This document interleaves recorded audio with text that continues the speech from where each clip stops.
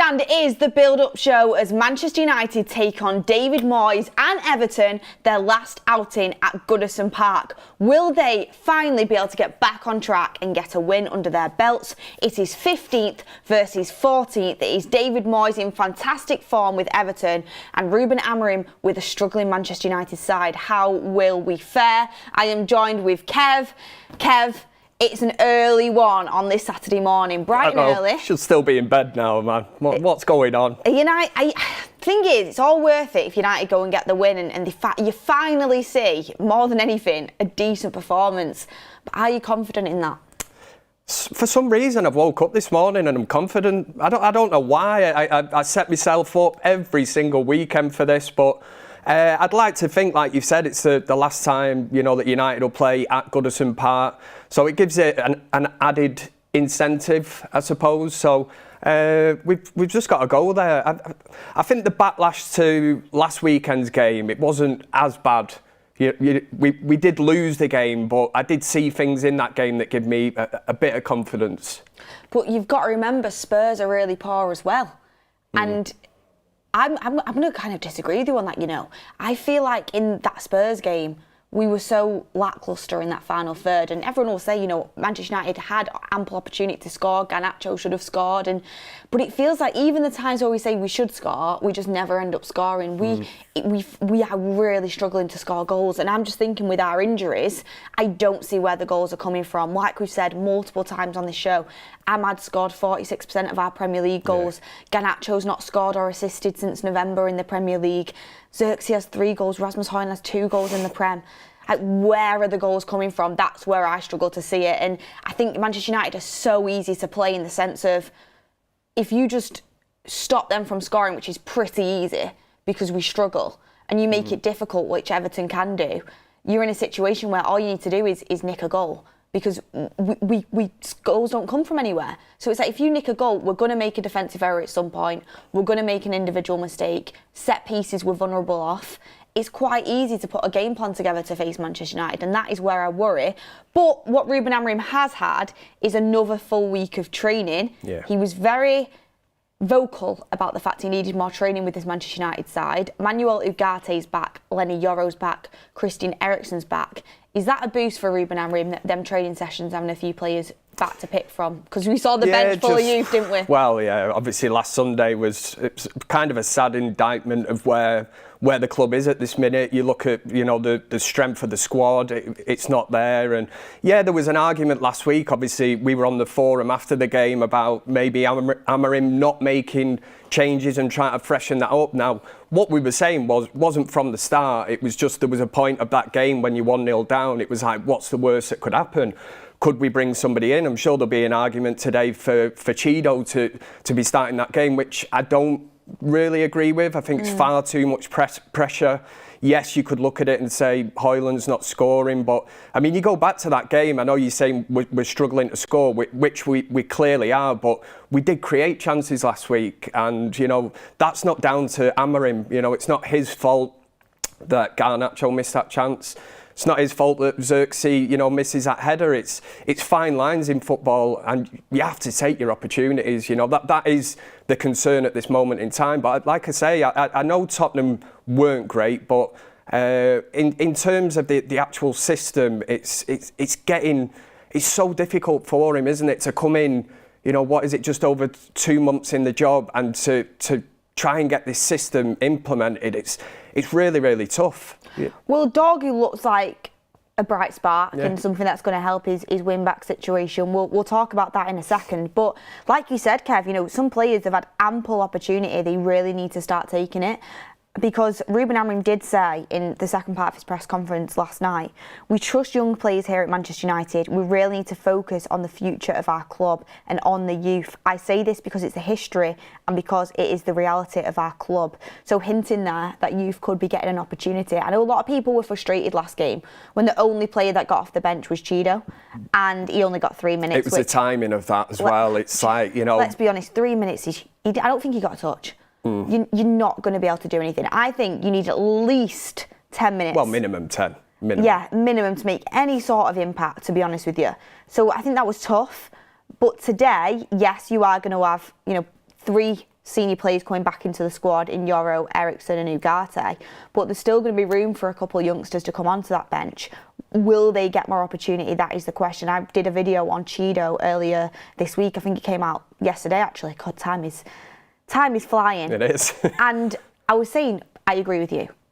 Too much pressure to put him straight into the starting 11, but more than 3 minutes is needed at this moment in time, because when you're killing it, I get it, it's a youth level. I get, going against Premier League defenders is a different sort of level, especially the likes of, Tarkowski, a big, experienced centre-half. It's going to be a tough ask. But Rasmus Højlund's not really providing much either right now in terms of being able to hold up the ball, being able to bully them centre-backs, giving Cheeto 10 minutes with his goal-scoring record. I think it could give him a lot of confidence, and also it kind of shows the other players you need to start stepping up, to be honest with you. Yeah, and I always say you need competition for places. There is absolutely no competition, for Højlund at this moment in time. We've tried Xerxes there. He's come out and openly kind of said, he isn't a striker, so he isn't the answer to that question. But it does kind of go back to last summer where you think we really needed to get somebody in. But again, Cheeto, he's so young. He's scoring goals in the under 18s. You see him, and he's definitely levels above when you see him at that level. But it's such a huge sort of step to come in. But the Spurs game would have been ideal, because there's probably an argument where you could have said, with 20 minutes left, you were 1-0 down from the 13th minute, you're chasing a game, and I said it on the forum after it was like, what's the worst that could have happened? And I get it with the pressure on a young player, but for that position, Højlund was very, very ineffective, and you just think, would it have been that much pressure? At least he could have come on, tried to get into the game. But again, that my criticism last week was bringing him on for 3 minutes was kind of a token gesture. You're not going to get into the game, influence it. You're just kind of waiting for an opportunity, which United didn't really create. Yeah, I agree with you, and I think you could tell the way that was going for quite a while. It was the game had the same momentum for about 20 minutes. Yeah, we had the upper hand, but we just couldn't break down that last wall to kind of get the goal in. And I do agree, I would have gone to the bench a lot earlier than what Ruben Amorim did. And you can criticise the manager as well as support him. And that is one thing that I think some people struggle to understand. You can criticise a manager's choices and support him. I didn't like it when he played Dorgu on the right and Dallo on the left. He changed that in the last game and it worked. So, if you can never criticise the manager, then it literally was better with Dorgu on the left and Dallo on the right. So a lot of fans were right in that sense. But it'll be interesting to see what he does today for sure. I mean, I've got some interesting questions to actually ask you, Kev, about the Manchester United team and last resorts and trying to boost this team going forward for the last few months of the season with injuries. And I'll bring them to you in a second. But we have some super chats in. We have King Flixer saying, today I need to see 15 minutes of Obi, Heaven and Kone. Well, Kone has actually put an Instagram out hinting he's in the matchday squad today. That's interesting. And there's been a lot of rumours that Ruben Amorim sees him as nearly ready to go. So he could get some minutes today. That could be one that we see. So that's one to look out for. We have Pinar in the chat saying, hey guys, how's everyone doing this morning? Oh, this is Alex from Romania. I met this photographer in Romania in Bucharest, and he was lovely, a fantastic photographer. So hi Alex, thank you for getting your super chat in.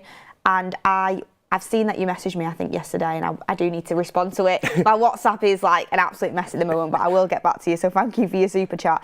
Khalid King says, let's be positive, guys. I hope we don't play Rasmus. If we lose, I'll restart smoking. Don't turn to smoking. Yeah. Do not smoke. Don't let Manchester United it's not that bad. Set don't you let back it affect on your your health. issues. Yeah, don't do that. I mean, we had someone last week saying if they lose, he's divorcing his wife. Man United ruining people's lives out here. Maybe a tad bit overreactionary there, but each their own. Big Mal says, we don't score goals, we have a weak mentality and we crumble after adversities in games. A bad decision or conceding, that's when you should rise. I agree, Big Mal. There is not enough leadership in that team, there's not enough backbone, and we don't have enough players that are willing to drag Manchester United out of them pressurising positions in games. I do think our heads drop way too easily. Keel Robinson says Garnacho ignored the overlap 4 times. Garnacho and Dorgu, they were exciting last game, but I agree, Garnacho was not used to having, maybe not used to, or just not aware enough that Dorgu was there, and it was so frustrating watching it. It was like, pass, pass, give him the overlap. And it felt at times that Dorgu and Garnacho were kind of doing the same role. And you'd hope that would come with time. You know, you talk about that combinations on the pitch, but it was highly frustrating, the amount of times that Dorgu made that overlapping run and Garnacho for some reason, did not. Again, it's little tweaks, and Garnacho's trying to get used to this number 10 position, which isn't familiar to him. But you'd like to think that if these little combinations click, then the system as a whole, it totally changes. Yeah, exactly. And we don't know any team news yet. We will bring it when we get it. Very interesting that we just don't seem to get many team leaks right now, which I think it's a good thing, obviously, because it means that the United are running a bit of a tighter ship. But I wonder what's changed into why the leaks stopped, because they were happening every single week, and then all of a sudden, absolutely nothing. Strange, isn't it? Very strange. Although there's been other leaks, apart from the roof at Old Trafford, there's been leaks about other leaks. This about stuff behind the scenes. But I don't blame that.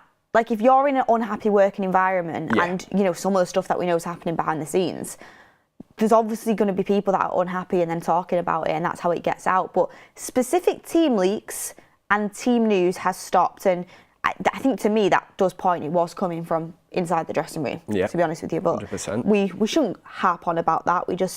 I think it's good that Ruben Amorim's kind of got a hold of it, and that's stopped happening. Speaking of Everton and Manchester United, Kev, and we'll speak more about, our predictions for the lineup, who we should start, who we wouldn't start. I mean, I want to run a poll in the chat right now and get your votes in. Should Alejandro Garnacho start for Manchester United today, or should he come off the bench as a super sub? Remember his goal there last season, Puskas.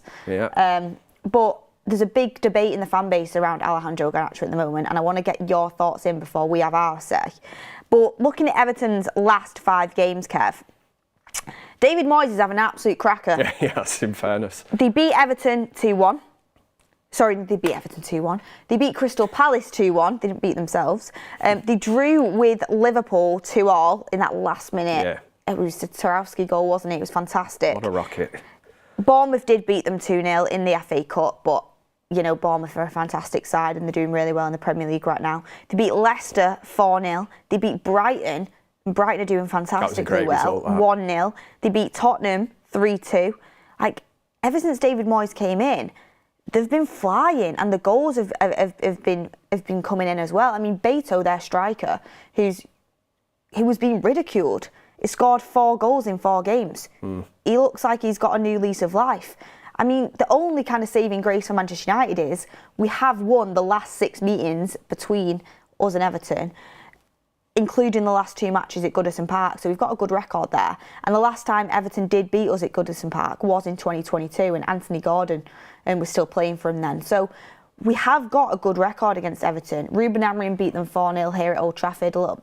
That was not in one of his first opening games, and he did warn Manchester United after that game. Performance wasn't where it needed to be, and we are going to suffer. And wow, have we suffered since then. But we have got a good record against Everton. But looking at Everton's past 5 games and Manchester United past 5 games, I mean, 1-0 loss to Spurs, 2-1 win to Leicester in the Cup, but that was an offside goal, and really it was against the run of play. 2-1 win to FCSB and a 1-0 win to Fulham. So United, to be fair to him, we've got 3 wins and 2 losses, but all of them performances, apart from FCSB in the second half, were just nowhere near what you would want and nowhere near convincing enough. So Everton where does that put you? They've been really impressive. I know we've got an Everton fan on later, haven't we? Yeah, we have. I'm really interested just to find out, because obviously I think Sean Dyche was, I'd say, dealt a bad hand. He made the best of the situation he could, but it's only a couple of months ago we were talking about Everton as kind of relegation material. And it probably says a bit more about where we are as a club as well, the fact that they were well below United, and it just shows what a run of results does all of a sudden. Everton are above us. Again, it probably says a lot about us, but you look at the points. I mean, I can't wait. I'll obviously ask the Everton fan and say, in your wildest dreams, David Moyes coming in, could you ever have expected it to be so good? Because he's just hit the ground running. Now you can call it new manager bounce, call it what you want, but they were struggling to score under Sean Dyche, and all of a sudden they've started scoring, like you say. And that's what we want at United, really. You know, we live in hope every single week, thinking if it clicks in the final third, if we get the combinations right, the 2 number 10s, if Rasmus can get back on some kind of goal-scoring trail, that the goals will come, and goals do change games. But this minute, the concern is that we aren't scoring. And again, I say, you know, is that down to Ruben Amorim? How can it be? You know, he selects the team, he puts it out. He's not got many options, has he, really? He hasn't got many options. And like you say, he's had another week now to get this kind of idea of how he wants to play. But it's so difficult. No pre-season. He's literally trying to trial this, you know, week in, week out. And the forum, obviously, divided opinion last week, the one that we were on. And not for 1 minute have I ever suggested get rid of this manager. You know, yet last week on the way home, phone's going mad. I'm getting, you know, like DMs. Somebody said, you know what, I thought you were better than that, Kev. You know, I can't believe you're hammering him out. And I'm like, when did I say this? No one said And he that. said, this person said, well, you didn't say it, but I could just tell in your face. So I'm like, I was disappointed that we've been beaten by Tottenham. I'm like, you can't look at my face and say, oh, he's hammering out him. Look at that, you know, look at that face. We were all disappointed after that result. We were all very frustrated with the game. And do you know what? If the thing is, for me, is the whole point of this channel is for different opinions, and I don't think it should ever be an echo chamber. Yeah. You can criticise everything at that club from top to bottom in terms of the ownership, which we know and we speak about weekly on the United Stand, what needs to change and how that is affecting the club. But if you can't watch a game of football and analyse it and criticise some decisions as well as praise some decisions, what's the point? Yeah. Like, it's football. It's like talking with your mates down the pub. You know, Tull's saying, well, David Moyes has got more out of Everton than what Amorim's got out of United since he came in. It's like football chat. That's the whole point of the United Stand. But we all want Amorim to do well. We all know he's passed and we all know the fate of other managers that have come into this club and how this club does suffocate you and it strangles you and it cripples you. And we all want Ruben Amorim to do well. But there's also situations where you have to look at it and you say, our performances haven't been good enough. You know, the system doesn't look like it's progressing right now. And it feels like Manchester United are not moving in the right direction as of now on the pitch. With transfers, that may change. With time, that may change. We all understand the position he's been thrown into midway through a season, into a squad that doesn't suit his system in the slightest. Very little backing in January. I mean, the ownership is crippling in itself, and the club is in the mud financially. Like, we get the situation Ruben Amorim's in. It is literally one of the toughest jobs ever, if not the toughest job in football. We get that. We know his European pedigree. We know where he's come from.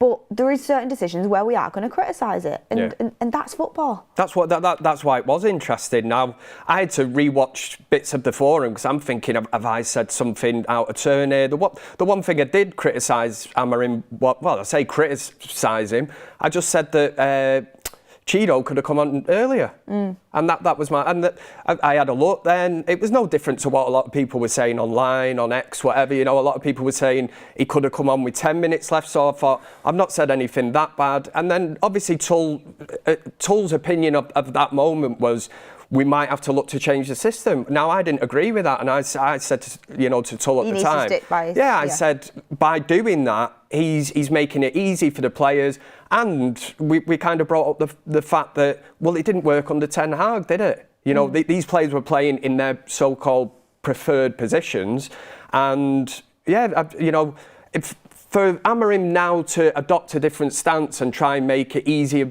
for the players because it's more familiar, is going against everything, you know, that he believes in, his system. And the only way he can implement this is by doing it week by week. If he rips it up now and changes it, you know, it goes totally against his values and what he's trying to sort of implement at Manchester United. So it's huge, you know, for him to admit that, you know, I'm wrong, I can't play free at the back. You know, it has been done and it can be done. And you look at what he did at Sporting, it did work in the Champions League. You know, it doesn't seem that long ago that, you know, it worked perfectly against Manchester City. And these players have proved that they can play it this season as well.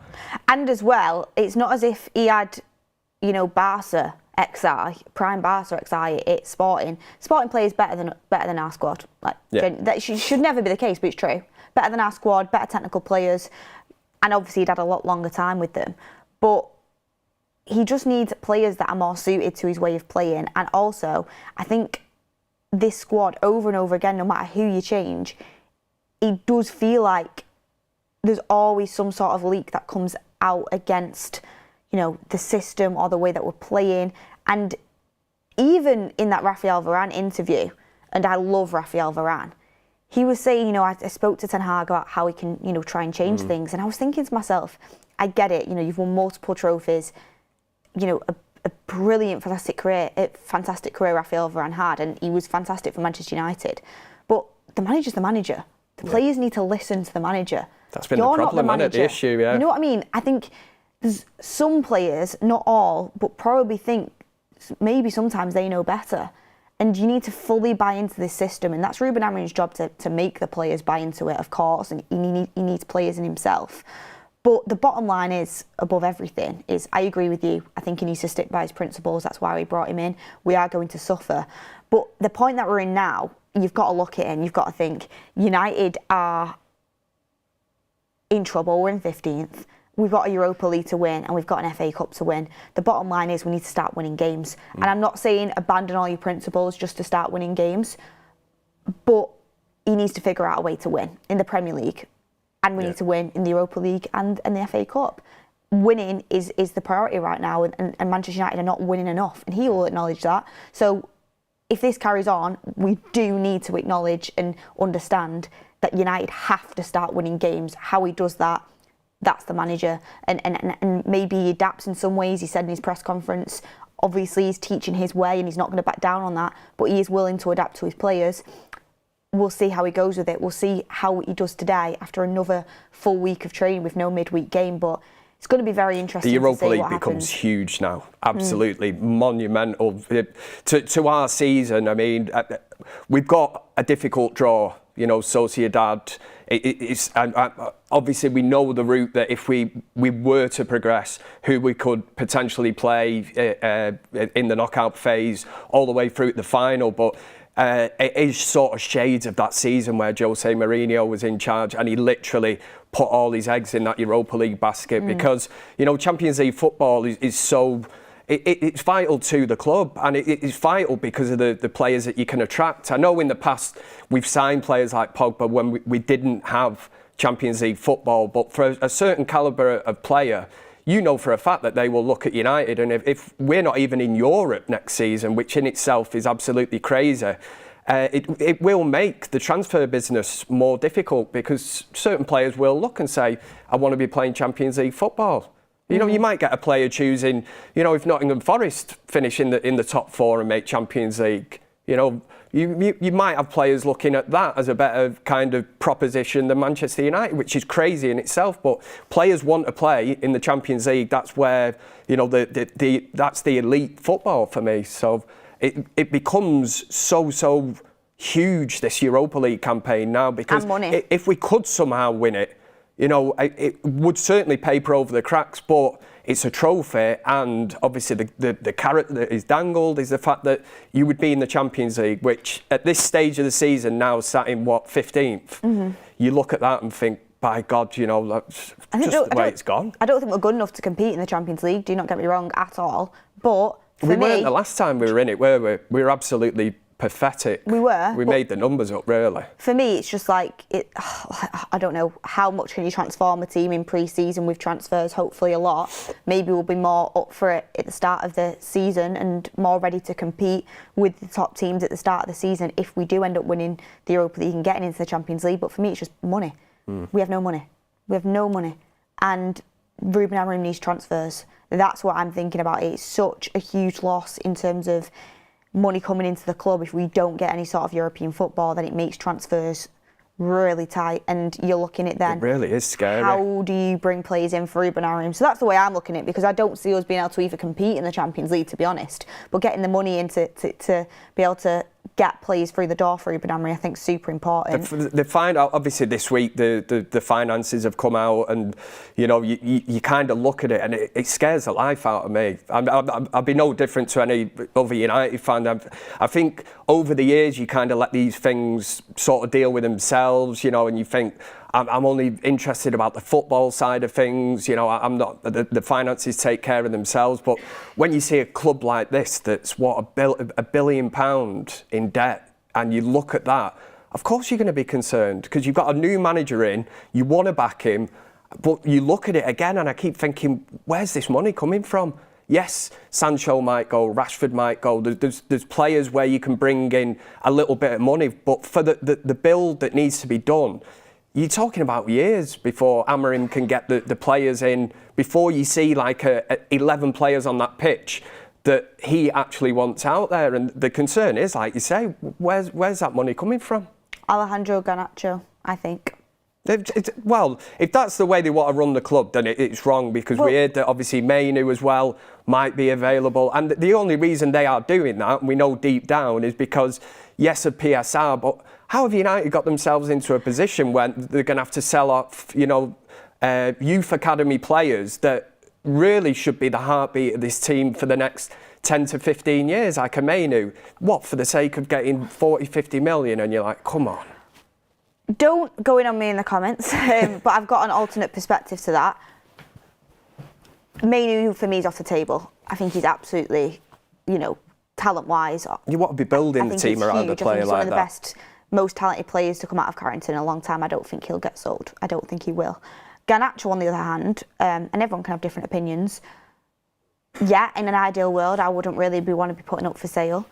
But you're in a situation where I don't think the club necessarily want to do that, but with the finances, the way that the Glazers have run this football club over the past how many years? It's a long time now. Too long. We're in this situation where horrible financial decisions have made us be in a situation where that is where we are looking to. How do we get money into this club? With Garnacho, would it be really the end of the world if we sold him in the summer? That's the thing, because for me it's like, we can't sell youth. We sold Elanga. We sold Elanga to Forest. Nobody cared about that. He's doing really well now, but we sold him for 15 million because at the time a lot of people didn't think he was quite good enough for the 11. Is Alejandro Garnacho good enough for a Ruben Amorim 11? I'm not talking about in general. I think he's a really talented player with a high ceiling, but at the end of the day, he doesn't suit the system. Oh. Where's he going to play? So is it really, oh my gosh, how are United doing this in the summer if they do cash in on a player who might not suit what Ruben Amorim wants to do? If anything, you would say that it's cashing in at the right time and invest it into a player who maybe can. Am I wrong for saying that? No, I don't think you are. And it comes down to the manager. I think you've knocked the nail on the head there with it. It really becomes, Garnacho, the kind of winger role at United. I knew the minute Amorim come in, a lot of us were asking on here and saying, where does this leave Rashford? Where does it leave Garnacho? Because the width is going to be supplied by your left. Well, it's not even a left back, is it? It's a wing back now. You're going to be playing with, let's say Dorgu, Dalot, whoever it's going to be on each side. So that's supplying you with the width. It's whether Garnacho is up for the fight of reinventing his game and becoming that number 10. But you're right in the sense that if Amorim decides here that Garnacho doesn't fit this system, cannot do it, not then number 10. He won't ever be number 10. I don't think he is, but that comes down, as long as it's the manager's decision. If he comes out and says, I've decided to sell Garnacho, I want to use this money better, I want to bring somebody in, I've got no issue with it, as long as the manager is behind as long as the club don't, kind of force it upon him and say, well, listen, we can get 50, 60 million for this lad. And I think we know that money, would it be reinvested, or is it just going against the debt, and back into the club, which is the concern? Because I've got no issue with Garnacho, impact player. I think that's his best kind of position at this moment in time. I agree. Ideally, I'd want to keep him as that super sub, But one, does he want to be a super sub? And two, can he develop, as a 10? But where is he going to... I think off the bench, he can really do a job. He scares players, and he can take a game by the scruff of its neck and be that impact. He injects that pace, he injects that unpredictability into the side. And I think he's done that. But we saw the best out of Alejandro Garnacho in a Ten Hag 4-3-3. Touchline left winger. That's his best position. Now, people will say, well, what if it doesn't work out with Amorim? You've sold Garnacho, and now you're in a position where you might have another manager coming in who he might suit, but you can't think that way, really. You've got to back your manager and move in the direction that he wants to go. And this, like I said, it's nothing against Garnacho. I think as a touchline left winger, he's got so much promise. I just do not see him playing as a wing back or as a 10 in a starting 11 in a team that's good enough to compete in this system at the top level. I don't see it as a bench player coming off the bench and kind of, impacting games. Yeah, I do, but if there's going to be 50, 60 plus million on the table, it's a question that Manchester United are going to have to think about, because we need money. And is he going to be the future of Ruben Amorim's side? Only Ruben Amorim can kind of think about that. Right now, thank God we didn't sell him in January, because we do need attacking threat. But he's not looked his best in Ruben Amorim's system. Do you give him more time? That's another question I'd put out there in the chat. But on that subject, Kev, let's talk about it. I'll get some super chats in. Would you start Garnacho today, or would you have him as that super sub? I would have him as the sub. I think if you're looking at the two number 10s for this system, which I think, looking at the players available today, would for me be Bruno and Xerxes. I think Xerxes against Tottenham played really well. I did say on the forum after that game that I do think it's... I think we're always pitting him and comparing him to Højlund, which isn't a great comparison, because I get the impression that whatever Xerxes does, even if he just controls the ball and passes it, we kind of praise it. And I do think that that's where the standards are at this moment. It does remind me of that time against Liverpool at Anfield when Hannibal come on. And because we were that low at that time, we had no leaders. Praised him for getting a yellow card. We praised him because he come on the pitch and nearly got sent off. And we were all here going, yeah, great passion. The lad gets this club and that. But the standards and our expectations, everything was just so low that we were praising just somebody that looked interested coming onto the pitch, because everybody else kind of hid away. So Xerxes, I do think, again, like I say, last week against Tottenham, he did some good things. We always praise him for his link-up play, and that is one thing that you do need in that team. For Højlund to start scoring, he's going to need a little bit of service. But again, I do think Højlund needs to... He doesn't make it easy for himself. You think last week, the one time he actually got in and behind, I think it was Harry Maguire plays a ball, and I believe Højlund can run the 100 metres in about 11 seconds. He's quick. So why don't we utilise that? Get that ball in behind the back. That's what Højlund feeds off. But for some reason, he spends half the game with his back to goal, and that's clearly not one of his strengths. His hold-up play is non-existent as well. He really, really needs to work on that. So the question was, would you start Garnacho off the bench, Kev? That was a long-winded answer, wasn't it? Off the bench, Garnacho. Off the bench, yeah. I get you. Bruno and Xerxes would be my 10s, so that there is no room for Garnacho. I wouldn't mess about playing him as a false 9 or whatever. I know, again, that's going back to Højlund. The fact that Amorim has played, Mainu as a false 9 in a Premier League game, tells you everything. He must be... A concern for him is the focal point of this team. Well, the one thing you could say about Garnacho, you can spin this in a positive way, is he does get chances, and he should have scored at Spurs. So he does get in positions to score goals, but he actually has the worst big chance conversion rate of players to have at least 10 big chances in the Premier League this season, scoring 2 out of 14 big chances, 14.3%. If you're starting week in and week out for Manchester United, you've got to be scoring them chances. You've got to be. We can't afford to have someone missing. He's got age on his side, Garnacho. As much as that. That's why I looked, and when Amorim come in, yeah, and I remember looking and thinking, where do Garnacho and Rashford fit in here? Because I thought they're not going to be wing backs, because defensively they are not going to do that work. And you kind of looked, and I was thinking, Rashford is not a number 10, he's not a striker, he needs to be out on that left-hand side if he's going to play, and it's become redundant at that kind of role at United. But Garnacho, as an impact player, absolutely no issue. Again, it comes with time and experience, but he don't make it easy for himself sometimes, because when you see him against Spurs last week, there's so many times he could have played Dorgu in if he just gets his head up. And again, that could come with time. You know, overnight, he could develop that, and he could all of a sudden be like, right, you know, and again, he's not played that much with Dorgu, so it's understanding each other's games, but decision-making with Garnacho, definitely, you know, it's a bit of a red flag where you would mark him down and look and think, you know, make it a bit easy for yourself. Just that awareness of who's around you. You know, we've had other players at this club that took that on board. I'm not comparing him to Ronaldo, but Cristiano Ronaldo, in his first stint at Manchester United, was highly frustrating as an 18-year-old. He'd do the step overs and all. He didn't need to, you know, a bit like Anthony with the spin when he did that, and you're thinking, bit of showboating. But Ronaldo, once he learned how to bring others into play the right pass, know when to shoot and all that, the full package all come together. Again, I'm not comparing them. I'm just saying that Garnacho could make his own game look so much better by bringing other players in, playing the right pass. How many times, the super chat earlier said, what was it, 4 times they could think of instances where he could have played Dorgu in and he didn't. But again, I will let him off with that to a little bit of an extent, because Dorgu's only just come in.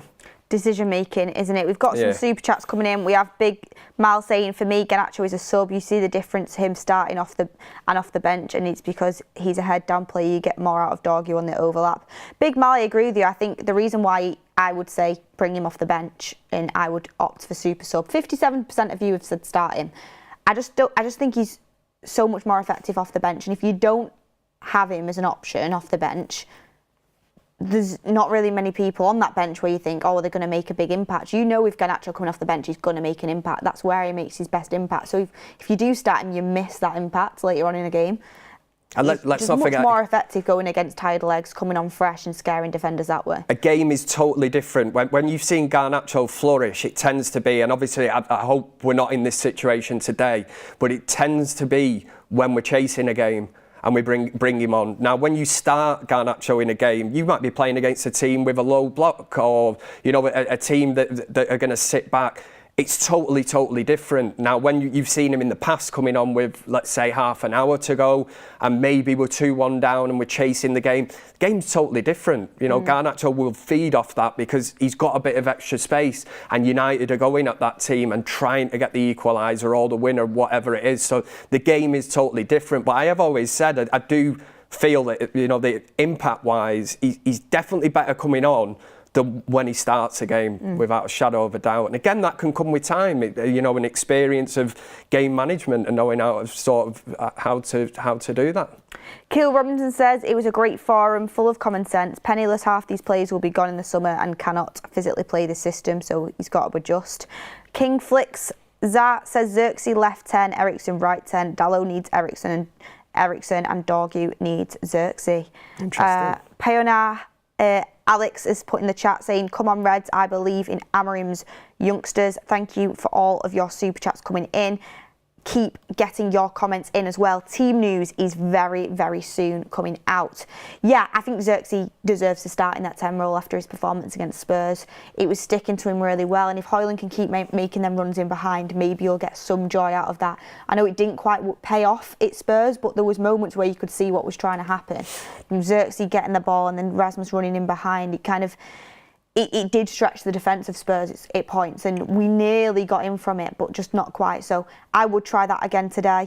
Eriksen is an interesting shout. Interesting shout, that. I do think Eriksen has been underutilised by Ruben Amorim, and in a team that is in dire need of goals, he's got that creative eye and he can open up defences. Do you think he's got a shout, Kev? If he is fully fit, no doubt. Would I start him? That's what I'm asking myself now. I've already said I would play Xerxes and Bruno. I mean, in terms of Bruno, I just don't want him in that midfield. I thought last week Casemiro was just left exposed. The more I watched that game back after it, you know, I did realise then just how exposed Casemiro was. I think there was a lot of unfair criticism on him, you know, that his legs have gone and, you know, but I just felt like he was trying to do the job of two players with Bruno playing in there. But, yeah, I mean, I don't think I would start Eriksen. I know Ricky will be banging the drum wherever he is now, saying that he would start him. Again, I wouldn't have an issue if I see his name on the team sheet. I haven't got an issue because at this moment in time, creativity-wise, we're struggling to create chances. So if he comes into that team, let's say ahead of Garnacho, you know, he's more experienced, Eriksen. Yes, he's not as quick, but he's certainly, you're going to have two players in the number 10 who are definitely creative. And Eriksen, it comes with age, that as well, doesn't it? You know, it's the kind of passes, he sees things that other people don't see. And we need to try and play to, I'd say, Højlund's strengths, but certainly with that in mind, that you've got somebody that can create opportunities for him. On the ball, he's absolute quality. Like, I remember his cameo against Southampton. He's a big reason why we won that game. That ball over the top to Ahmad's volley. Yeah. He just sees things that other people don't. And honestly, if he still had the physicality and the legs he had when he obviously was at Spurs and a few years back in his career. Like you say, he's been underplayed, really, hasn't he? He's been underplayed. I get the physicality isn't there, and this is going to be quite a physical game, I think. Everton, that's their strength, you know, their physicality, their athleticism. So maybe it won't suit him, but the fact of the matter is, his mind on the football is probably the best we've got in the entire team. So he needs to be used more for a team that is seriously struggling in front of goal. I mean, speaking about struggling in front of goal, Manchester United's shot conversion rate of 8.4% is the second lowest in the Premier League this season, behind Southampton's 7.9%. 8.4% conversion rate, the second lowest in the whole Premier League. It's crazy, isn't it? Yeah. And it's not far off Southampton's at 7.9. So we really do need to start doing better in front of goal. It's absolutely huge, and Eriksen could play a part in that. We have Tyrus Young gifting the United Stand membership. Thank you very much. Anil Sekar says play Ugarte and Kone in midfield. Play Xerxes and Eriksen as 10. Højlund to start. Bruno and Garnacho as super subs. Rowan Badwa says too much focus on formation. The players need to do the basics, like no Hollywood balls, i.e. Bruno, finishing chances, Garnacho, Dallo, and catching balls, Onana. Do the basics, do the simple stuff right. I mean, we're a minute away from team news, so before we do get that team news in, I do have some information to give you here on the United Stand. So, the United Stand, we do have player ratings up and running at the end of every game. You go into Mark's final score, you do the player ratings game, and you rate the players on how you think they've performed. You know, 6 is the average, you go from 1 to 10. Ratings have been infiltrated and not maybe been as accurate as we've wanted them to be. So we have set up a new system. So if you want to go and get involved in the player ratings, it's a load of fun. Make sure you go and do it. I'm going to sign up as well after the show. You have to go and sign up now and register your account, and you do the sign-in. About 75 minutes in, you can then vote on your player ratings, rate each player from 1 to 10, and it will become an average, and you'll be involved basically in Mark's post-match show where he's doing the player ratings. Get involved. Make sure you go and sign up. The link is in the description. The barcode should be on screen. And they're available from 75 minutes in to go and rate your players and how you think they've performed. Make sure you sign up or else you won't be able to rate. It means we'll just have a more accurate player rating system where real Manchester United fans will be getting their opinions in, and we can. And hopefully a little later on, everyone's voting 8s, 9s, and 10s. Would that be too much to ask? Exactly. We'd like to. Oh God, it's been a while since we've seen them sort of numbers come in. Also, as well, Dublin show. Make sure you get the tickets. Link in the description. It's going to be fantastic. There's still some tickets left. United Stand live show. It's going to be great. I already know some of the plans of it. Make sure you go and grab your tickets in the international break. Spice it up. Come and enjoy the Dublin show with the United Stand. Now let's get the team news in. We've got the starting 11 coming in for Manchester United. Right, let me get it in. It is Onana in goal. You have a back three of Mazraoui, Maguire and De Ligt. You have... Yes! Yes. You have a midfield two of Casemiro and Ugarte. He's actually, playing it. Fairs. Yeah. We were saying it, Kev. Mm-hmm. And I didn't think I would actually applaud Casemiro being a starting 11 for Manchester United ever again. But I just think you need that. You need the right blend in there. And one thing's for sure, that you won't see a repeat of what we seen against Tottenham last week, which was Casemiro being exposed. It's the exact team I wanted. It's the exact team I predicted. It's Dorgu and Dalot as the wing-backs. It's Xerxes and Bruno Fernandes in the 10. And Rasmus Højlund up top for Manchester United. So the bench then is Grasic, Harrison, Heaven, Lindelof, Yoro, Eriksson, Kone, Garnacho and Chido Obi. So you've got Chido Obi on the bench. Garnacho is on the bench, like we said, Kev. Yeah. We called it on the we called it on the build-up show, didn't we? Yeah. And I'm not saying we pretty much smashed me and it you out know the park. best, but Amorim's on our wavelengths today. Yeah, that's good to hear. I think Ricky's going to be absolutely buzzing about the fact that Casemiro and Ugarte are starting together, because he's been talking about it all week on Instagram. Even the bench, you look at that last Sunday, and I think you were looking at it, and when you've got Lindelof as your most experienced kind of player on that bench, there was nothing really to go at. And when you look at that bench, you've got, at least now, you've got a mixture of experience and youth. You have got your Garnacho, or you've got the younger players as well. You've got Eriksson on that bench, so. You said Yoro, didn't you? So Yoro's back, as it's. It looks a lot better that if you are in a position, if you want to change the game, he's got options, and by God, we needed that after last week, because we were thin on the ground, weren't we? Big time. We were. That's honestly, that starting 11, I think, is the best starting 11 he could have put out on with the options that he has, and I'm excited to see Xerxes and Bruno together in the 10s, Xerxes a bit closer to goal, Højlund making them runs off Xerxes in behind. I think it's going to be great to see, having that base of Casemiro and Ugarte. And let's talk about that, because the thumbnail of my road trip video was Start Cassie Ugarte. And like I said on the video... Have you invented another name? I like it. McFred Cassie Ugarte. Like we've said, Casemiro ideally wouldn't be at Manchester United right now. He should have gone in the summer, probably should have gone the summer before. He's had some dreadful performances, but, we're thin on the ground in terms of players that we've got available. He has got experience, and in that Spurs game, considering he was literally left on his own and he had a whole midfield to cover, I think there's been a lot of situations where he's been left to cover way too much ground, and even, Prime Rodri would struggle to make up the positions that he's had to cover. So he did decently well considering the situation he was in.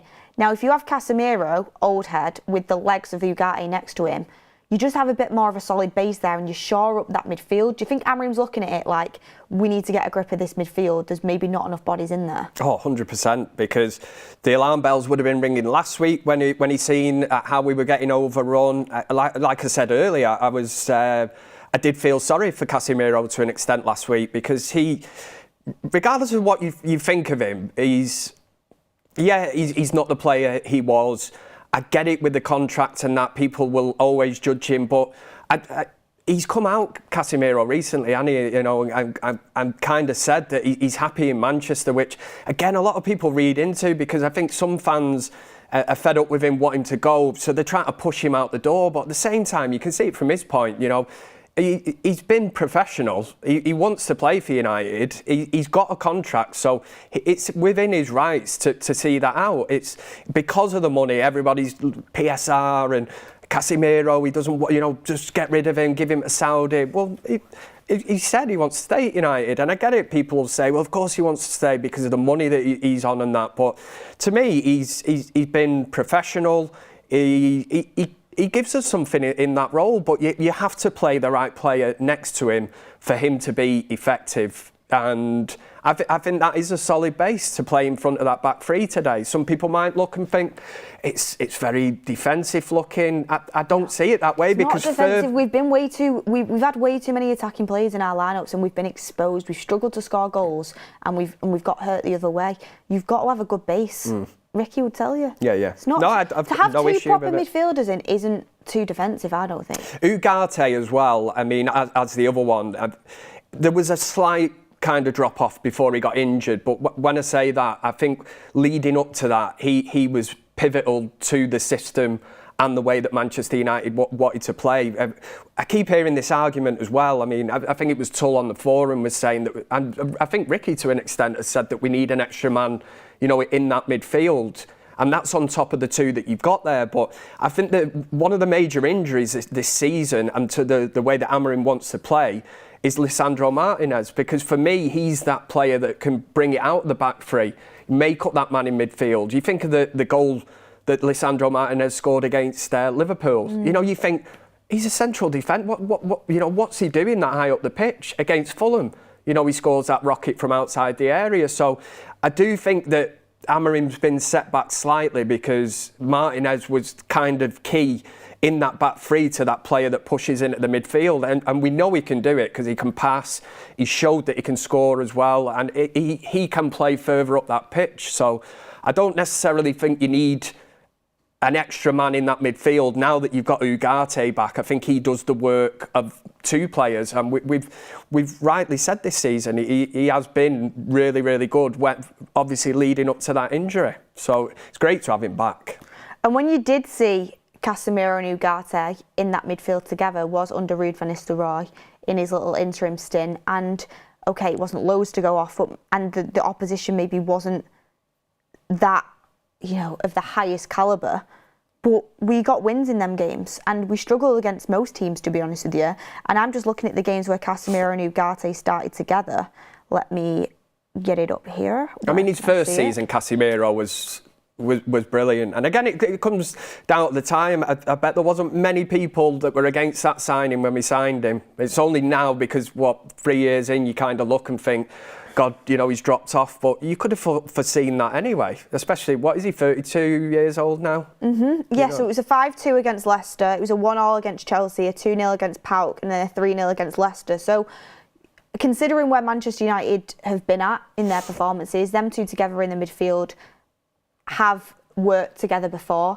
And do not get me wrong, Casemiro is not the answer. And he's never going to get back to how he was in his first season, and he needs to go. He does need to go. But right now, when we're in a situation where the midfield is getting ran through every game and you're looking to get the best out of your best players, and people might not want to see it like this, but when Bruno Fernandes is playing at his best, he's our best player. And he can affect games. How do you get the best out of Bruno? You give him that solidarity behind him. He needs two players that can mop up after him and just allow him to kind of move freely. And Ugarte and Casemiro can do that. You've got that base, they're going to do the dirty work, they're going to stay solid in that midfield, kind of like what McFred did when Bruno was at his best under Ole Gunnar Solskjaer. Yeah. You know, stayed behind him, mopped up that midfield, and Bruno Fernandes then can push a little bit further forward, to have a little bit more freedom, and affect the game in the final third, which is what he's best at. He's not a midfielder, Bruno. I mean, that was last week when you watched the Tottenham game. I said that Casemiro was exposed, but I mean, there was clips that kind of went out there, and you seen the gap between Bruno and Casemiro when you consider that was supposed to be your two in midfield. For me, Bruno, he's not disciplined enough to do that role as your two in that system. But further forward in the 10, absolutely no issue with it, because you've seen what he can do. I've just said about Eriksen earlier, you know, he sees things that other players don't see. Bruno is that as well. I'm fresh in the memory there. I'm talking about Lisandro Martinez's goal against Liverpool, and I'm thinking that ball that Bruno plays through to Martinez, other players, would Xerxes or Garnacho be, in a position to play a similar ball?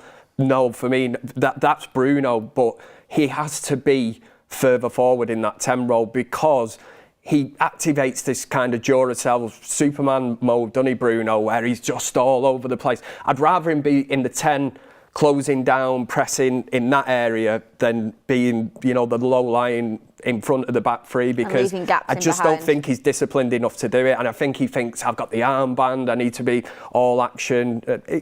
He's done it a couple of times this season, but again, it's just not my position. But I think in certain games it can work, but over a course of a season, it's not going to. It wouldn't be sustainable.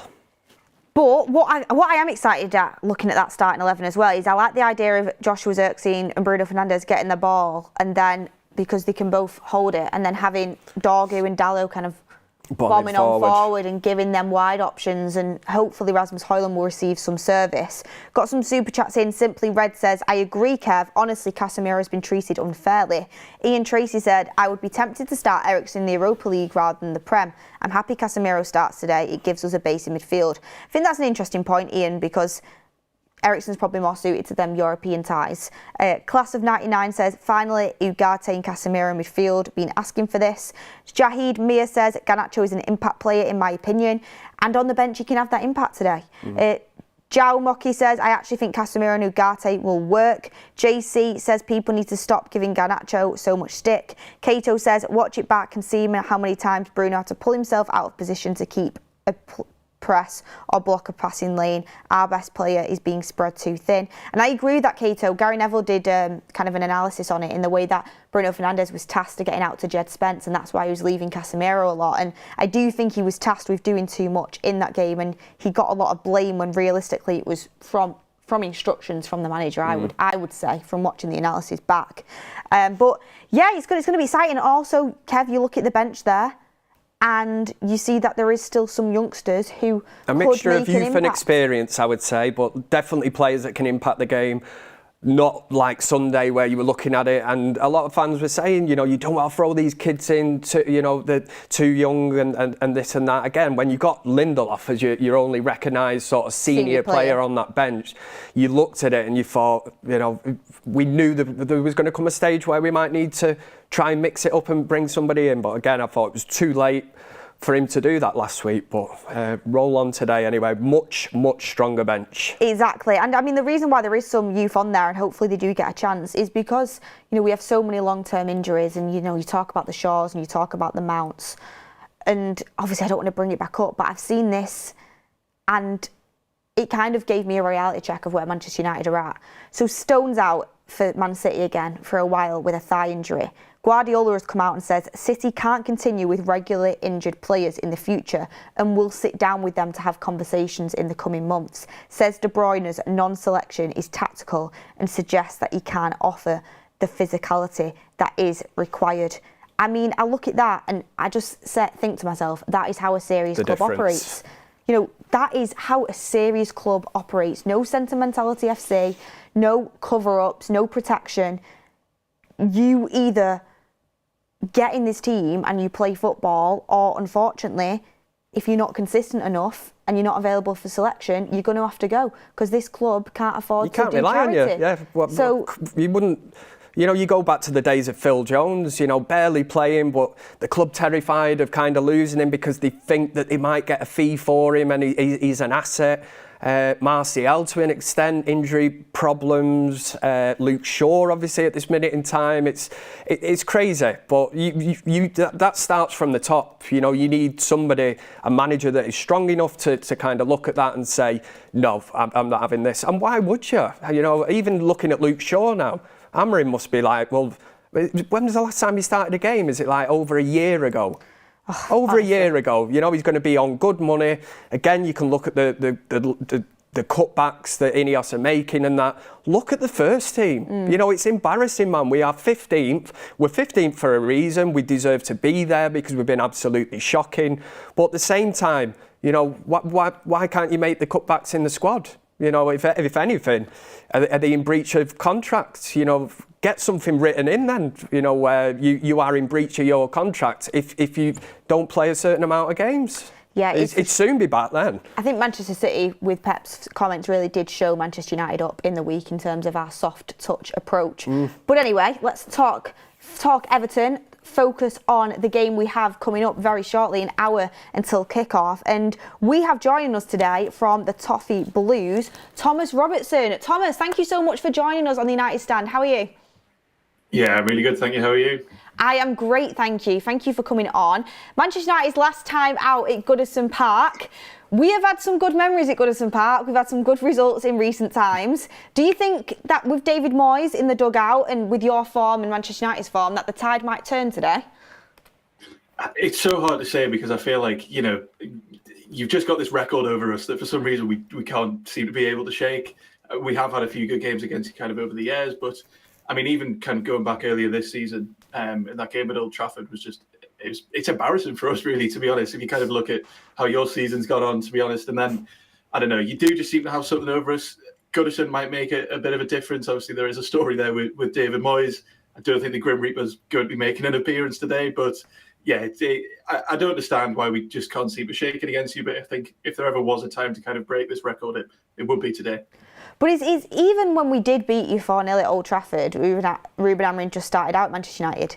I think you would agree. It flattered us. Yeah, big time. It did flatter us. It's not as if Manchester United were that good, to be honest. I actually think Everton were probably better in the first 20 minutes. Then United got the goals, and you know, sometimes fine margins in football do help you. But Ruben Amorim, after that game, made it very clear the performance wasn't good enough, and we are going to have to suffer because the result did flatter us. Does that give you some sort of hope that it was predominantly down to your individual errors that we did manage to get such a good result on that day?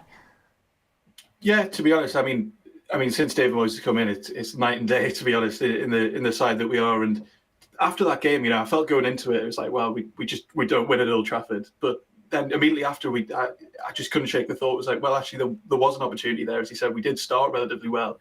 And I don't think you were particularly amazing. Obviously, Xerxes managed to pick up that brace, which is just incredibly frustrating, kind of seeing how he's played for the rest of the season. But yeah, I was slightly baffled after that day, to be honest. And I think today it's a good chance to break that. Would you say with David Moyes coming in, what's been the biggest difference, and how has he elevated your team? Because you're flying right now, aren't you? Yeah, well, Dyche kind of had us believing that there weren't any goals in the squad, which seems a bit ridiculous after you've seen how we've played for the last few games. I mean, a major part of that has been unlocking Beto, to be honest. We were faced with a massive challenge.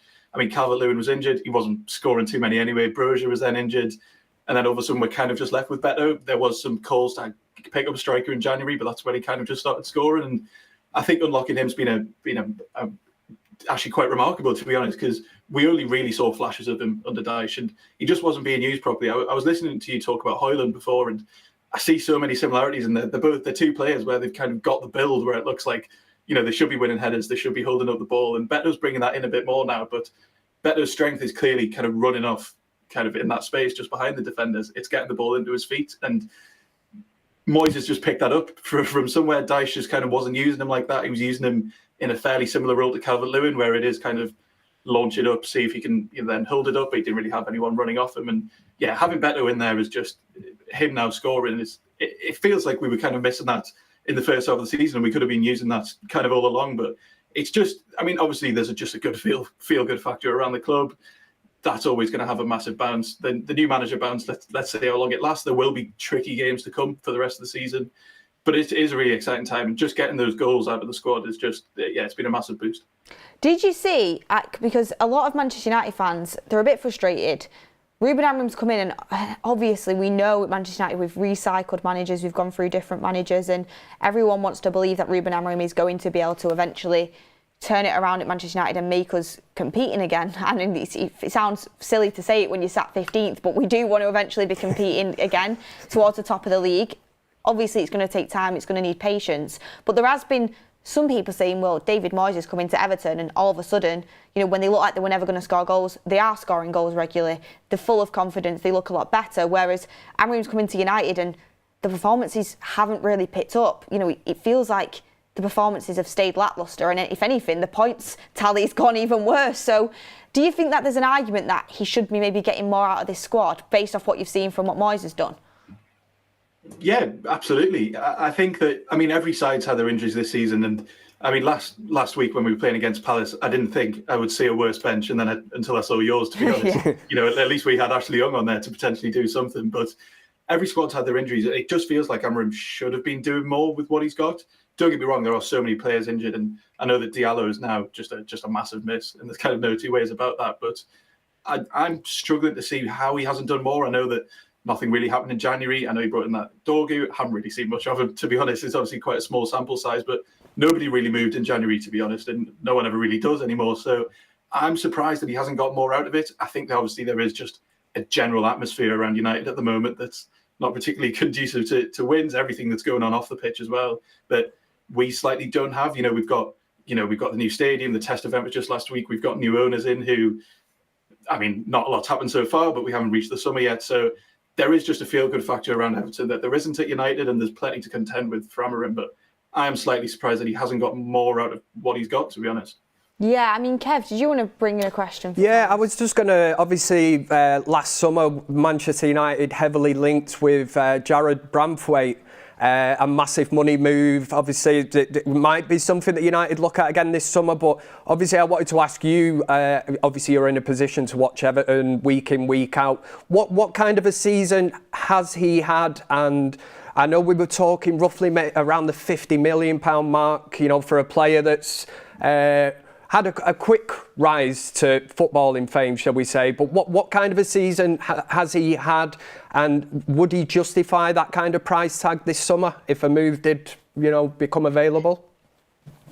I think he'd justify far more, to be honest. I think 50 million would be cheap for him. I think he has had a really good season, and over the last couple of years, it's clearly been, Tarkowski showing him the ropes. But Tarkowski's been good this year. Obviously picked up that goal against Liverpool. That was fantastic, but has tailed off at times. And Branthwaite's definitely, I would say, become kind of our main centre-half.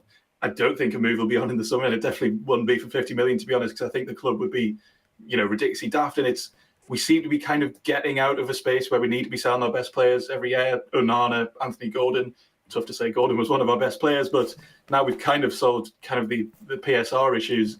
There's less onus on us to sell, and I think 50 million might buy his right leg, to be honest. I think he's worth far more than that. Interesting, because do you know what it is with Branthwaite when I watch Everton? There's some games I watch Everton and I'm like, wow, bring him. Like he looks so good, and his age and stuff. And then there's other games where I watch him and I think, not ready at all, and he makes some certain mistakes, and I'm like, if you did that at United, there's no disrespect, but there's going to be such a huge spotlight. There's so much pressure, and I'm like, I don't know if he's quite worth that price tag that Everton have put on him. To be honest with you, that's just my opinion. But as an Everton fan, you're going to see him a lot more in depth than what I am. But I watch like Tarkowski, and I'm like, that's a serious centre back. I rate him very, very highly. I'm not saying I'd bring him to Manchester United, but he's a top centre back, and like you said, we will be showing him the ropes a little bit. I mean, let's move on to Manchester United. I have seen a comment here saying about Amorim and David Moyes. They've said that Moyes has been brought in with the remit of keeping them up and getting results and getting points on the board quickly. Amorim's been asked to rip it all up, start again, implement a new style that we'll use for years. It is different, and I do understand that point. But with the squad that Manchester United have, it doesn't really suit Amorim's system the way he wants to play. But based on what we have, who would you take for your Everton side if you could take one player from Manchester United? If I could take one, I mean, I don't see how you can look past Bruno Fernandes, to be honest. I think it's pretty much a no-brainer. I mean, if we're talking literally, I mean, he would obviously go in the Decore role, which obviously just feels ridiculous to say out loud, but that would be where he went in the side. And yeah, I look around the rest of your squad, obviously I'd take Pickford over Onana every day of the week, to be honest. I really don't see it with him. And, I think everywhere else you may be struggling. Dalot, to be honest, I would definitely take him. I think if I only had to pick one, it'd be Bruno Fernandes. But when I'm looking across the side, you look at Casemiro and players like that. It's just... It's hard to say, to be honest, because it's just a completely different ball game in terms of, what you're paying players, who they are. I mean, Casemiro's never come to Everton, let's be honest. But if I had to pick one, it would be Bruno Fernandes, yeah. Do you know what's crazy, Thomas, as well? I'm trying to compare Everton's side to Man United's now, and again, no disrespect at all, but I'm looking at it and I'm like, there's only a couple of positions where you would be able to, get maybe improvements in from Manchester United sides. I mean, you are ahead of us in the league, I'm looking at it all over and I'm thinking, yeah, the full-back areas, Mikalenko and Ashley Young, not the strongest in my opinion. So, okay, Dorgu and Dalot could be in with a shout there. But then I'm looking around the rest of the team and it's like, nobody really stands out apart from, like you said, a Bruno Fernandes. I mean, what are your thoughts on Manchester United's striking options, the attacking options, the Højlund, the Xerxes, the Garnacho, and Ahmad? I know he's out injured, but what are your thoughts on our attack? Do you think there should be more getting out of it, or do you think Manchester United really need to kind of step up? He doesn't look very worried, does he? Step up in terms of, he's not had sleepless nights. In with who are better. Well, I think you're just asking me to jinx it, basically. I think this is going to be tough to say, but I don't understand Højlund as a player, to be honest. He came in this massive price tag, and I haven't seen it from him. Xerxes a confusing one as well. But as I said, he scored that brace against us earlier in the season. I'm not sure how many goals he's picked up, but I feel like this season, I feel like there's probably quite a few of them. Yeah, I don't understand. I mean, Garnacho is obviously an exciting player. He was heavily linked moving away in January, wasn't he? So that's a confusing one. Ahmad, I think, is an absolutely fantastic player, and I think he will be for several years. But your striking options are just baffling to me because you brought in Højlund for so much money. He's simply just not done it, and he's had a good crack at it now. You know, I know he's still young, but he's played plenty of games, and you're in a tricky spot where you can't then go out and sign another striker because you spent so much money on him and he's still so young. So, yeah, I don't understand Højlund. Xerxes also a confusing one, to be honest. I know that he was doing relatively well in Germany, but yeah, you Garnacho and Ahmad, I can see it in Højlund and Xerxes. I think are just baffling choices, to be honest. From an outside perspective, before I ask for your score prediction, do you think Amorim with the right backing can get Manchester United back up there? Do you like him as a manager? To be honest, I think it's going to take so much backing that I'm not sure that Sir Jim's going to offer him in the summer, to be honest, because he's got such a specific system. 100%. Yeah, because he's got such a specific system, and you know we haven't seen loads of him yet in the Premier League, but I'm just not sure he is going to get the backing that he would need. I think it's hard to say that. I mean, if he had some sort of unlimited budget and he could get exactly the players that he wanted, then I'm sure he could do well. But realistically, he's not going to get that in the summer by the sounds of it. And it's hard to see things massively improving next season, to be honest. And I feel like you might end up in a similar scenario as you did with Ten Hag, where if you don't get the backing and it's just kind of not going well, then where do you go from there? Yeah, not all of us can whip out the checkbook from Sheikh Mansour in January and start spending a load of money, can we? I mean, I know United have spent money terribly in the past, but it is frustrating that we're in this situation where we've got a manager where we feel like there is so much belief there if he just could get the players, because they don't suit him at all. And it feels like we are really up against it in that sense. But look, focusing on this game, what are your score predictions? How do you feel like the game's going to go? How do you see it? I'm going to go 2-0 Everton, to be honest. As I said, you do have this record over us, but don't see us scoring goals, do you? You just don't see us scoring. No. Yeah, exactly. We're going up. You seem to be going backwards. I mean, that game against Spurs last week was just a baffling game of football. Two sides in a very similar position. That it was interesting to see, but I'd be massively disappointed if we didn't win today, to be honest, purely because of where we both are and the situation in the season as it is now. So I go for 2-0. I can see it's potentially conceding. I'm sure Xerxes will pick up another couple, actually. So, but I can't see us not scoring. So I'm going to go for an Everton win, but the score, I think, is tricky to say, to be honest. Yeah, I get that. Any last words from you, Kev? No, well, I was going to say, come on, United. I was going to say as well, actually, as an Everton fan, United and Everton have a good connection because we share our hatred for Liverpool, don't we? Yeah, at least we can say that. Yeah, and absolutely. Thank you very much for Wayne Rooney and Marouane Fellaini, two of the best players ever to play for United. And we give you Phil Neville, of course, as well. We have a good connection. I did enjoy that 2-2 draw with Liverpool, to be fair. That was a cracking game. And Everton, what David Moyes has done, and looking from the outside in, has got them playing, you know, Beth just mentioned the word team. That's exactly what Everton always were. And, you know, a couple of months ago before Moyes come in, I'd be looking at this and thinking we can go there. But the concern is now he's got that belief back, hasn't he, in the team. And that was evident against Liverpool. You know, the way they matched them, aggression. That's growing up. That was always Everton for me. And obviously being the last Everton Manchester United game at Goodison Park as well before you moved to your new shiny stadium. Yeah, it looks good, that stadium. I went to Liverpool. I went to uni in Liverpool as they were building it, and it's a great job the way that they built that there. Really good. They've done a fantastic job of that stadium. It looks. I really want to go and visit it once it's up and running, and next season maybe take a trip over and go and watch United beat them when we're playing a lot better than what we are now. When we're back. But thank you very much for joining us on the show. Really do appreciate it. And yeah, today we don't wish you luck. Yeah, we won't say good luck, but thank you. Maybe for the rest of the season. I'd like to see Everton at least stay in the Premier League. But David Moyes, you know, I think he's such an underrated Premier League manager. I really do. I think he knows how to get points on the board. He knows what he's doing, and he's got experience. So let's see if this is just a little new manager bounce or if he can keep it going. But thank you very much, Thomas, for joining us. Yeah, no problem. Thanks very much, mate. Thank you. Cheers. Bye. Bye. Well, that was really interesting. It's always good to get an opposition on and hear their thoughts. And I thought in some ways he spoke a lot of sense about Manchester United, to be honest, and especially about that backing, whether Amorim gets it in the summer or not. I was laughing because you obviously always ask that question of, if there's one player that you could take from our team. You always think about Ricky when they say Bruno, because the majority of the time they do say Bruno, don't they? If Ricky was there now, it seems to be every single fan, and I know that Ricky's response would have been, you don't watch him every week, you don't watch him play, I mean, it's always interesting to get the opinion of an opposition fan and somebody who spoke so much sense. He doesn't watch Manchester United every weekend, but he's and even looking in and talking about the owners, the manager. Even that lad can see what's going on. And it's an eye opener, really. It's like, well, we all know what's going on, and there you have a rival Everton fan, echoing exactly what we're saying. So bring it on. Ricky's actually just sent me a message, which I think is really interesting. He said to do with Bruno. He's just boarding a flight back to Manchester actually, and he's hoping to get home. He's hoping to be able to get the game on the plane or whatever. That man loves to travel in style. The travel man, yeah.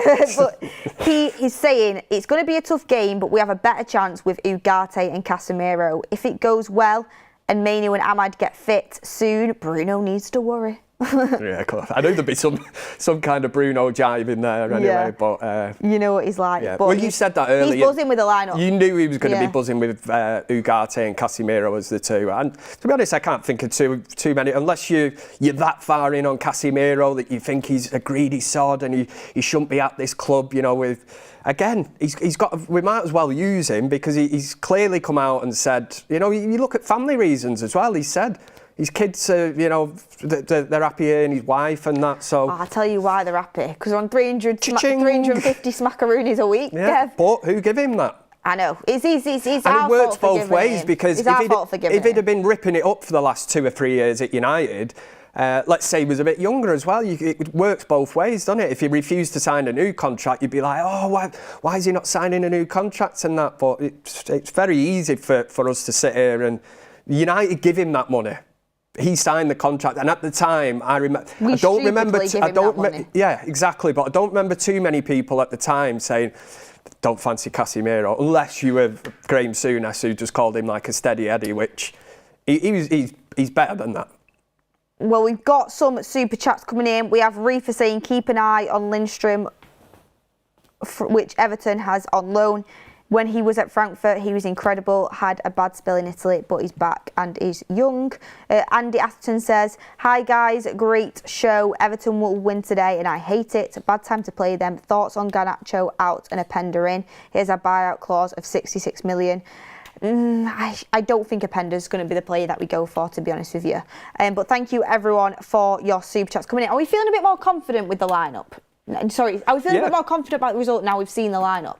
And you know what? We more or less predicted it, didn't we? Even if it's a good lineup, we might go out there and it's still going to be a tough game. Everton are in form and David Moyes has them playing. So you just got to... Do you know what I'm looking at? As much as we need points, you've got to look at the performances now.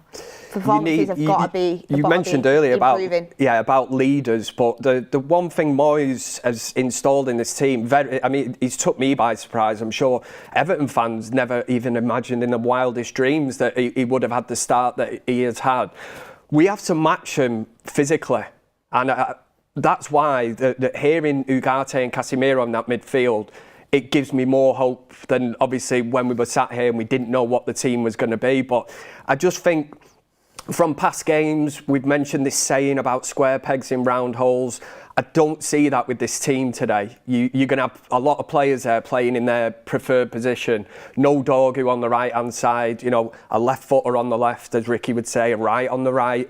I like the number 10 positions. And again, it comes down to whether United can match Everton physically, because that is a huge thing. There's so many times we've done fan forums after the game where you look and you think, it's pathetic. I can take getting beat, but at least give it a go. It's that coming off at the end where you think, for a fact that the players were probably questioning themselves, saying, I could have given extra 10, 20% there, 30%, whatever. I can take getting beat as long as they give it a go, and we've actually played well. And United will without a shadow of a doubt, to get any kind of result today, are going to have to match Everton physically. So over to you. Over to you, lot. Don't let me down. When we're doing our players to watch, Kev, your player to watch was Ugarte, wasn't it? Yeah. Going to be instrumental coming back into the side, come straight back in. It shows how important he is to Ruben Amorim. Yeah. Could even, be able to excel in his game today, be next to another maybe more defensive-minded player in Casemiro, and not as much space to cover on his own, because he will have someone a bit more disciplined next to him, which could get the best out of him, as well as him getting the best out of Casemiro. Also, a couple other players to watch that I brought in. One for me was Joshua Zirkzee, because of his performance at Spurs. We've seen him have a bit of a nightmare in the Newcastle game playing in the 10 role, and then at Spurs in the 10 role he looked pretty good. Yeah. So Zirkzee, like Tull said, he can be very hit and miss. Hopefully we see a back-to-back good performances. Well, you mentioned the Newcastle game, it's still fresh in the memory, that, and I'm not a huge fan of supporters who boo their own players like that, and especially at Old Trafford. I was thinking, the fan base sometimes can be so tough, and I get it, you pay your money, you go, and if you're subjected to a crap performance or whatever, but you have to be that far invested in, it's winning, losing, it's part of being a football supporter. But the treatment that Zirkzee got in that particular game, and again, it's not that everybody that was in that stadium, but there was people that booed him, and you did kind of fear at that time, because Zirkzee it's early in his United career, and you sometimes think, just think about your actions and what you're doing, because you could literally just end this player's career now. But he's come back, hasn't he? And I like that. We want characters in this squad. We want to see some kind of fight. And I think he's come back and proved them supporters that booed him, at least channel that and use that as your inspiration and motivation to come back into this team. And I think he has quietened a few of them people that decided to boo him against Newcastle. Yeah, I agree with you, and I think we've got to get behind our players, and he needs to do more, but maybe that role where Amorim said is his best role, maybe more it behind in the number 10 is more time being coached under Ruben Amorim. He can maybe excel in there. I just think he's someone who, with players around him that are maybe on his wavelength as well, who are good with the ball at the feet and technically good like he is. In terms of the 10s, there are roles here to be won, and that's why the manager's thrown it down. One thing you can't say about Amorim is that he's not given anybody a chance. Even to the extent of Marcus Rashford. You think back to the first game against Ipswich, played him as a 9. Yes, he scored early on in that game, but then kind of faded. But he tried him in the 10. He has tried a lot of these players. So again, it's so difficult. But from game to be in a Premier League game, which there's no such thing as an easy game in the Premier League, especially for us lot this season anyway. Every game's difficult. But to be trying to trial this and then work out who your best players are without having a pre-season, whatever, has been really, really difficult. But it's finding the players, the right players to fit the system. But the number 10 roles are the big ones, because we said earlier, is Garnacho going to step up and say, I'm going to be the future number 10? Mason Mount, could come back in. Well, God knows what's happening with injuries, like. And obviously you've got Bruno, you've got Zirkzee. Don't count on Mason Mount. I'm not counting on him, definitely not. But the number 10 roles are the ones that are no one's really absolutely claimed a position apart from Ahmad. And you could look at that and think, he can even play wing back. So if money wasn't an issue and he could bring in a player that he wanted, I think he would look to strengthen that number 10 role. Absolutely, because say if Ahmad was available today, I would have started him at wing back over Dallo. I would have. He did fantastic at win back against Everton last time, but yeah, we'll see how it goes in the future. And then our last player to watch is Patrick Dorgu, new signing. Obviously played on that right hand side, which everyone thought was a little bit strange in his first game. Only 45 minutes against Leicester, but managed. I think he played the full game actually. He played the full game, didn't he, against Spurs, and looked like one of our best players. Got ignored a lot on the overlap. I don't think Bruno will ignore him today in that left 10 role. And looked really promising up and down, physically capable, physically fit, strong. Looks a lot fitter than we said it at the time, didn't we? I think it was you that called it when we were watching the match, and you said he actually looks physically fitter than all our players, which again is probably a sad thing of our players. You know, are they fully up to speed? What goes on behind the scenes, or the previous regimes? Because we've had that many different coaches, managers, whatever. But I mean, Dorgu, we've been crying out for it, haven't we? I mean, I made a joke at the time. You know, when we signed him, miraculously, Luke Shaw recovered from injury. And I remember this happened with Alex Tellez. Yeah, but he's when we signed him. Yeah, but so it's like it's almost like when somebody threatens him for his place. You know, he all of a sudden. But the left-hand side has been a huge problem. I've had no issues. If Luke Shaw's fully fit, then he would start on the left-hand side. But you're going to have this changing of the guard now. It's not sustainable. You've mentioned the comments about Pep Guardiola and the route he goes down on players that are injury prone. There isn't a future for Luke Shaw. And that left-hand side, we played Dalot there. You know, that's not his strongest side, although he's done a really good job. But we've actually got a specialist in that area now. And I think there's other areas in this team that you're going to need technicians, you know, specialists in that department. It brings better balance, huge balance, and I like what I've seen so far. Obviously, the first game, a lot of people read into, didn't they, when he come off at half-time? You know, kind of insinuating that he hadn't played well, Dorgu. Thought he did all right, but it was always part of the plan to bring him off. You know, we learned that after it, that apparently he was always penciled in to play 45 minutes in that game. So it wasn't, you know, looking at him and going, oh, he was awful, let's drag him off at half-time, which is what the papers would have wanted in the media, because it gives them some kind of story to put out there. But no, he's obviously he's just bedding in. And Tottenham, yeah, again, you know, it's a difficult game, it's away from home, doesn't look fazed by it. He's young, and again, if you've got a player there now that he can cover that whole left-hand side defensively, and the overlapping runs, although Garnacho decided to overlook him 3 or 4 times, he's making them runs. Now you've got Bruno, like you say, left-hand side today. He will play him in. I also fancy him against Ashley Young, as much as I love Ashley, and he's in the dressing room right now, and I love Ashley Young, and, you know... You spent too much time with Ricky. No, I do, from when he was in his prime at United, you know. Yeah.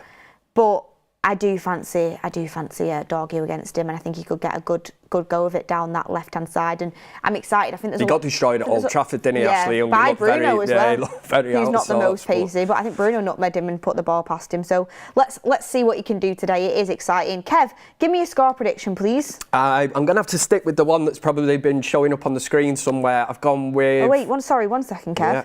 Apparently, I've not even read out the Everton team. Apparently, Young isn't starting. I thought he would be. Oh, he's not. So their starting 11 Evertons is Pickford, O'Brien, Tarkowski, Branthwaite, Mikolenko, Garner, Decore, Lindstrom, Harrison and Beto. So, yeah, Young is on the bench.